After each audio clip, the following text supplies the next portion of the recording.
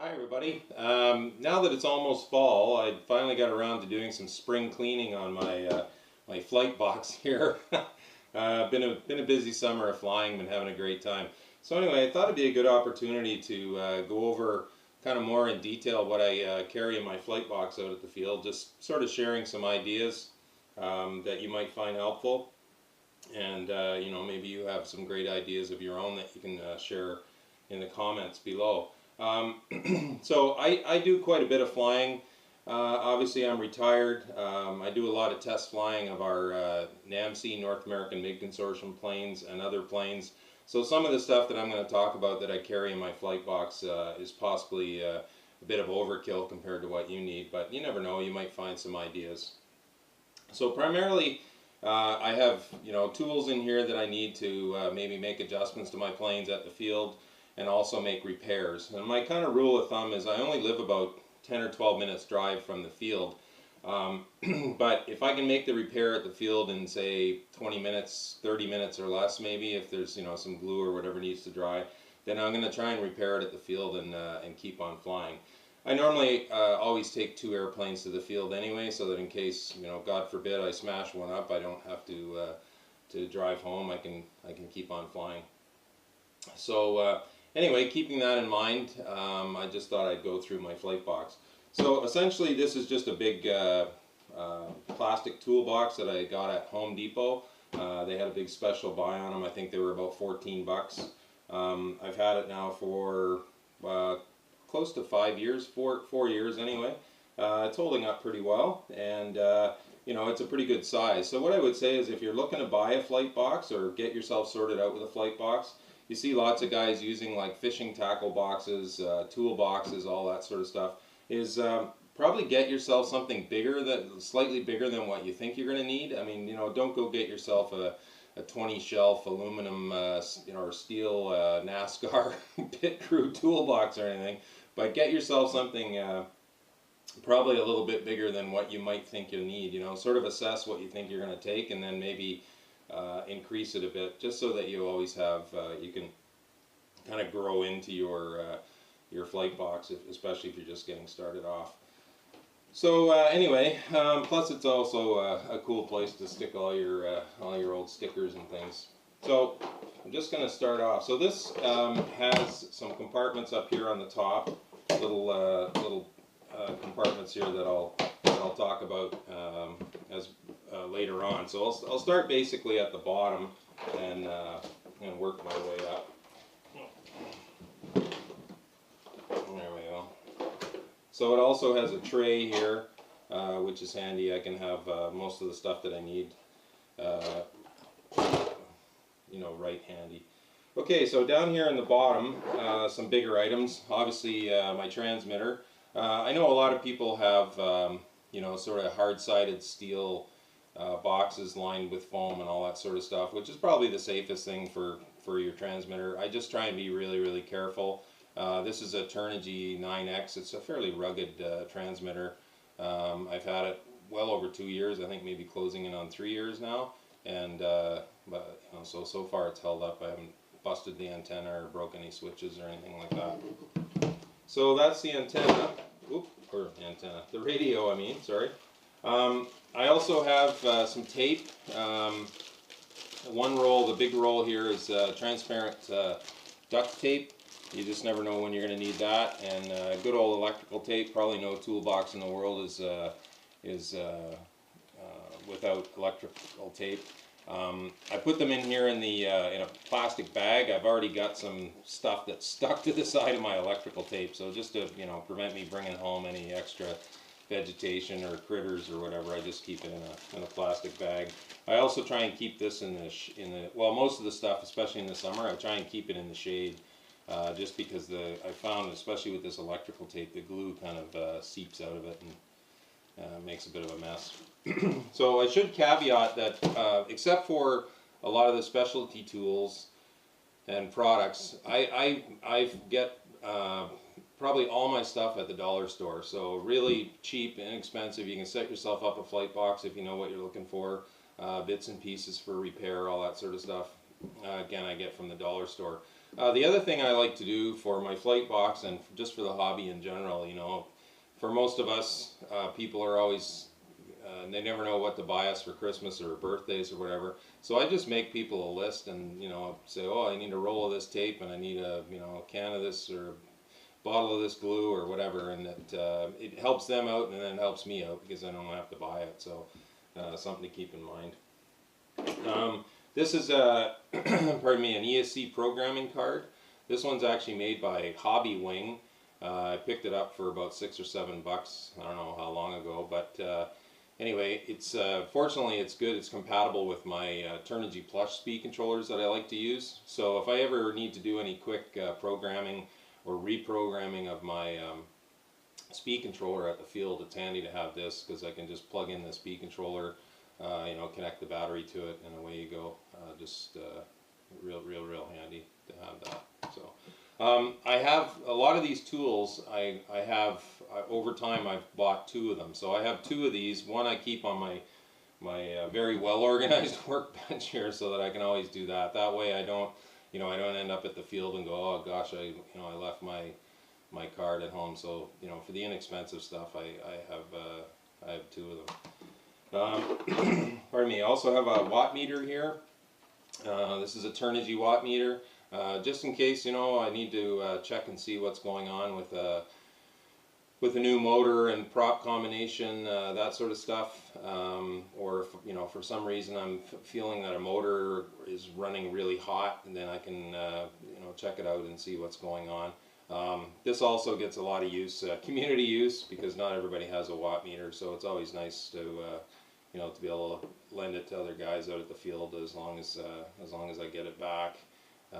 But handy to have one of these, for me anyway. Just a, you know, this is just an old steno pad of paper here with, you know, scratchings and diagrams, but you know, I keep a lot of if I'm especially when I'm doing a lot of testing or I'm doing measurements on you know, my throws, that sort of stuff. It helps to have some paper to write stuff down. This is just an old like a one of those microfiber towels, you know, in case I need to wipe my hands off. Pardon me. The other thing it's really handy for is I live on the west coast of Canada, or as is often referred to, the wet coast of Canada, and lots of times over the year, especially in the winter time when I can still do a lot of flying, the field is really wet, so the bottom of my plane will get wet. And I'm not so much worried about that, but when I go to, I've had times where if it's really wet and I go to hand launch it, it'll slip out of my hand, so I just give it a quick dry off with that. Works out really well. These are just sort of some personal type, this is actually just a little first aid kit I got at the dollar store. You know, it's got just a couple of band-aids and some medical tape and stuff like that. You know, most of this stuff is in here because I've either needed it or I've used it. So, you know, I've had to use the odd band-aid out of this little first aid kit. Just some hand cleaner, you know, hand sanitizer again from the Buck store. Just some tissues, you know, especially in the winter time. If you've listened to some of my other videos, my nose gets running out there when the weather's cold, so that comes in handy. So that's all the stuff I have in the bottom here. Let me just throw her all back in here.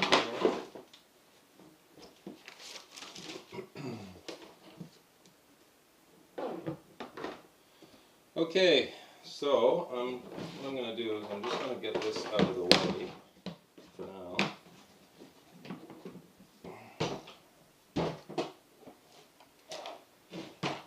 Okay, so lots of times when I'm flying, I'll just sort of have this laying on the table so that I have quick access to it. You know, so it's got a lot of stuff that I use quite a bit. So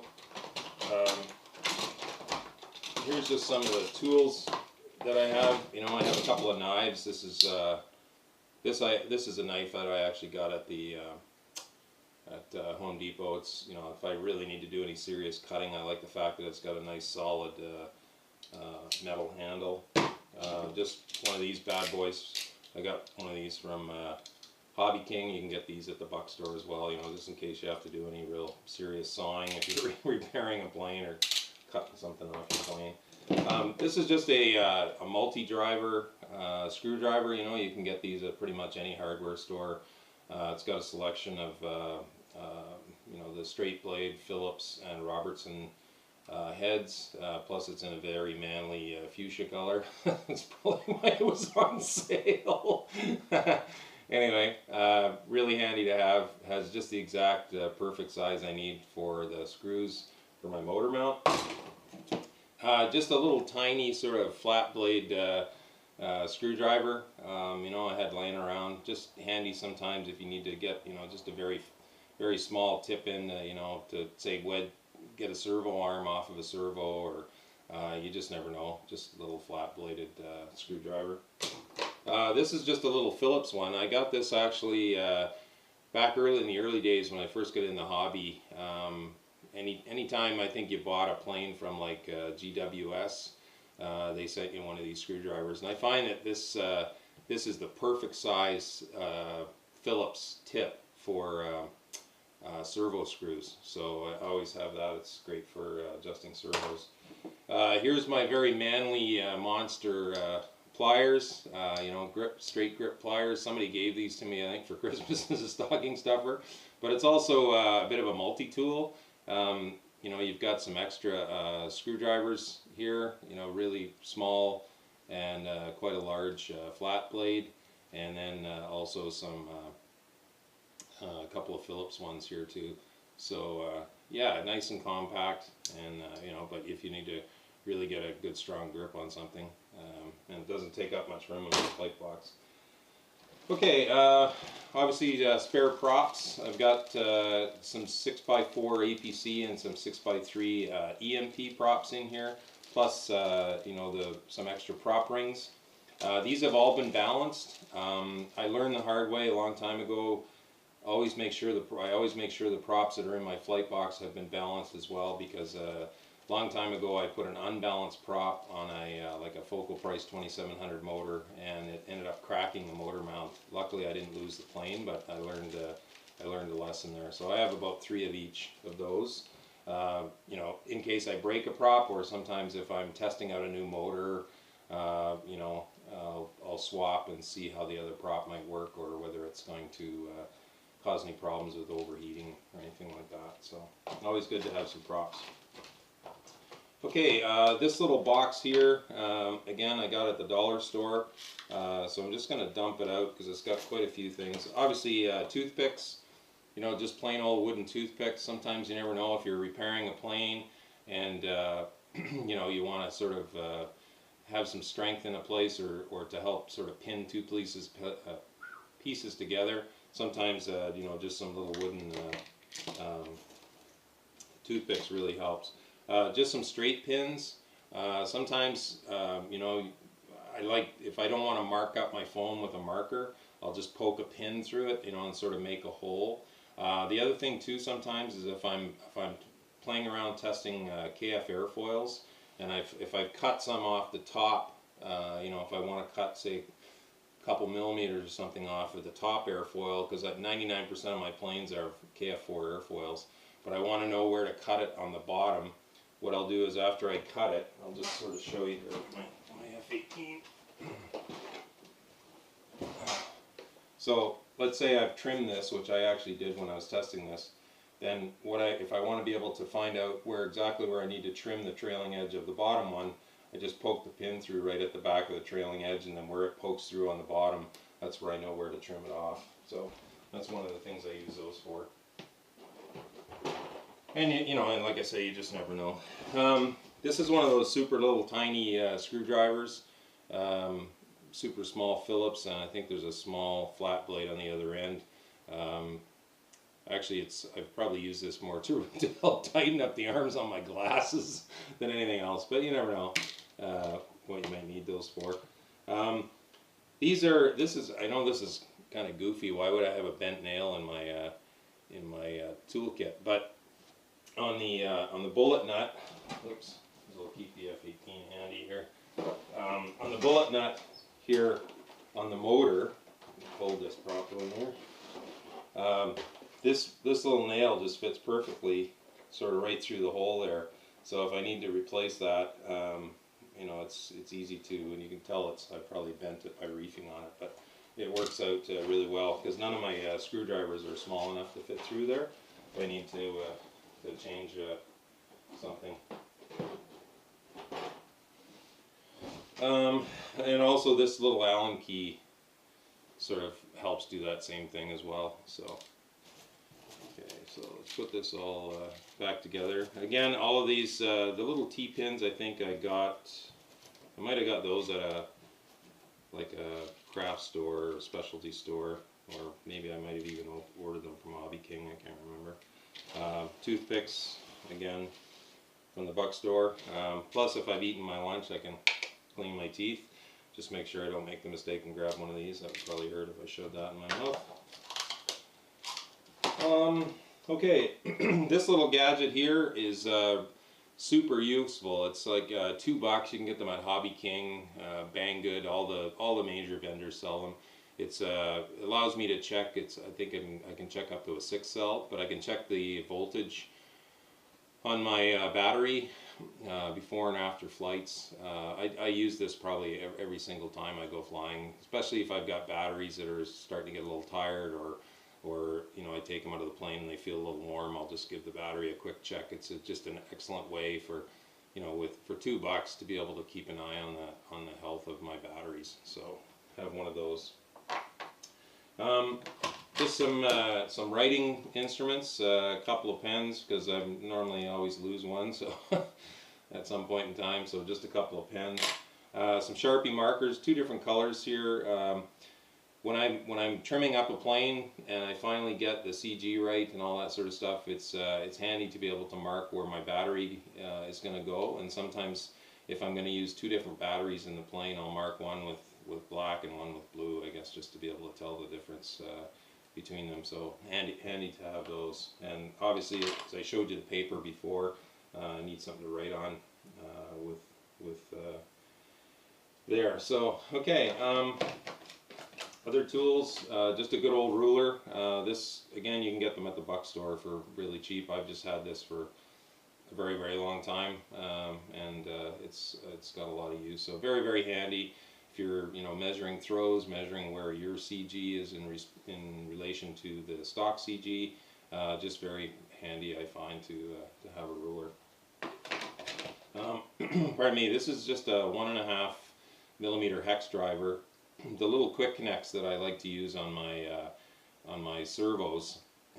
The little grub screw is a 1.5 millimeter, so I have one of these, you know, to be able to make quick adjustments to my control surfaces when I'm at the field. Comes in real handy. These are just some bamboo skewers and some longer zip ties. You know, again, the bamboo skewers, you know, you never know. You might need a bamboo skewer to reinforce something, you know, to be able to keep on flying. So just handy to have those in there. Pair of scissors, you know, just a little small pair of scissors. Again, probably from the Buck store.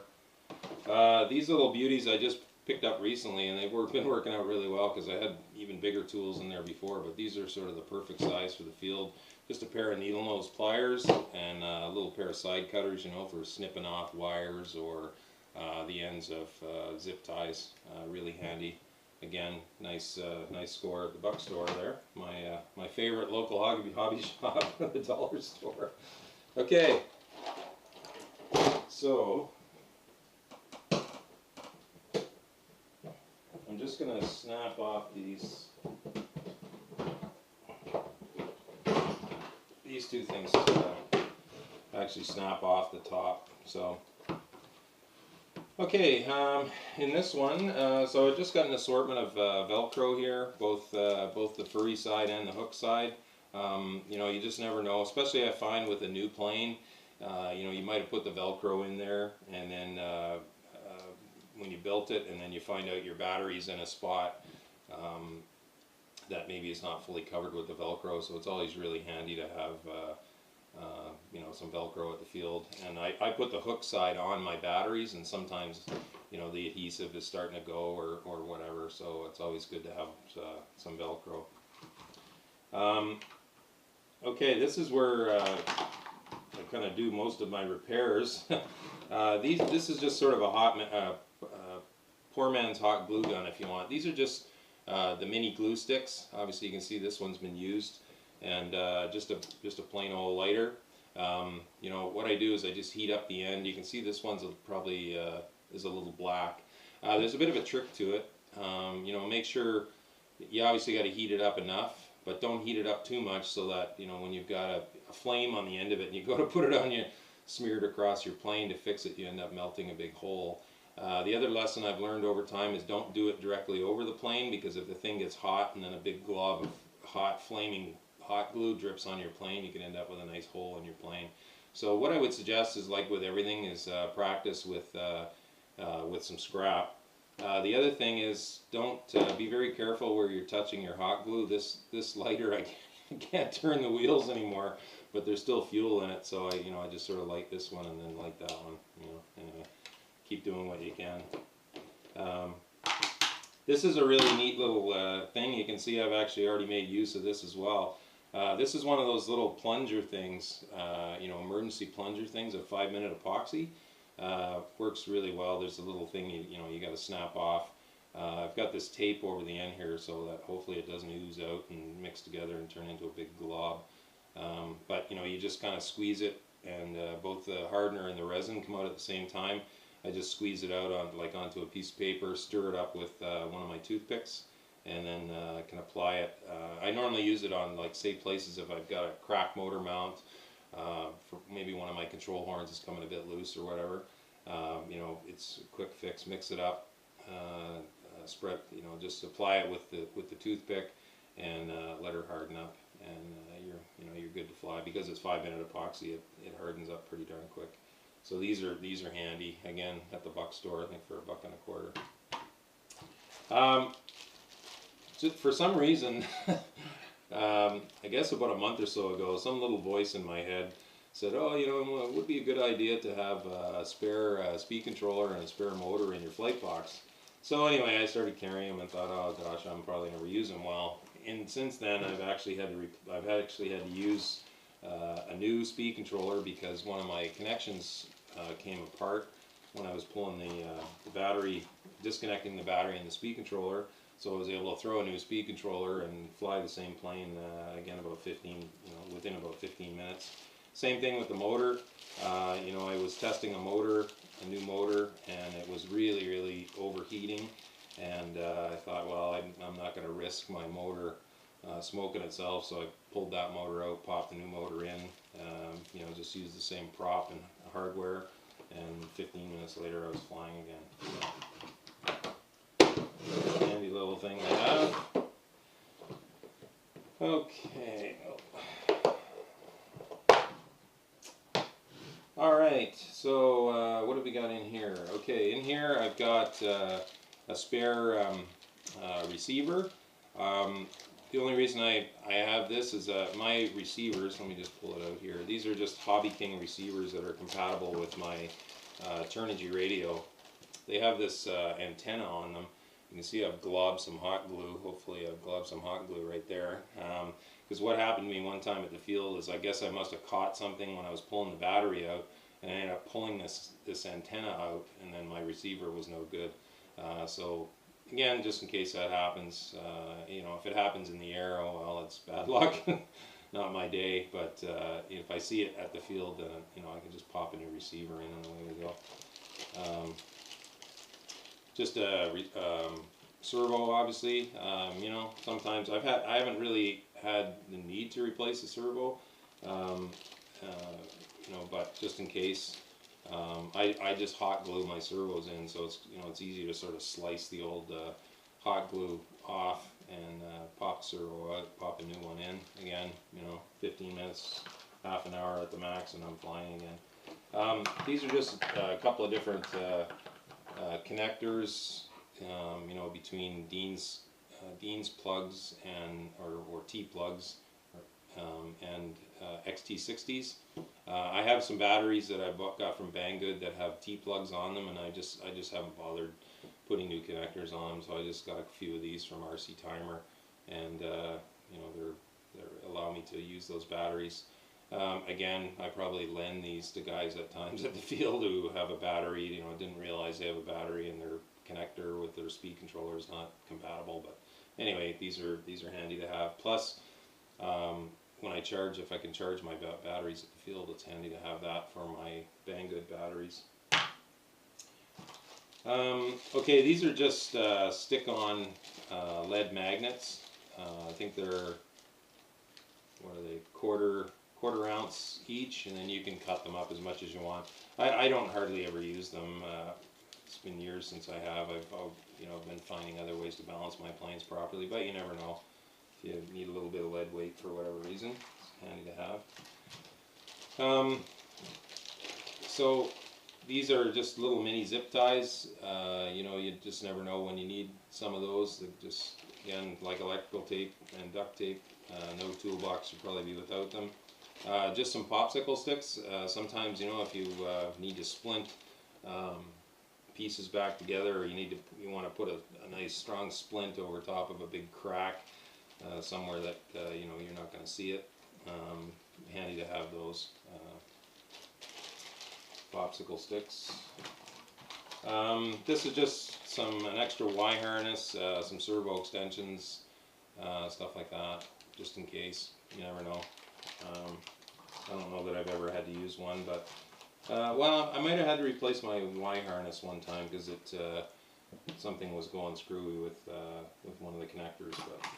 But this is just a set of the utility knife blades for that red metal handled plane or knife.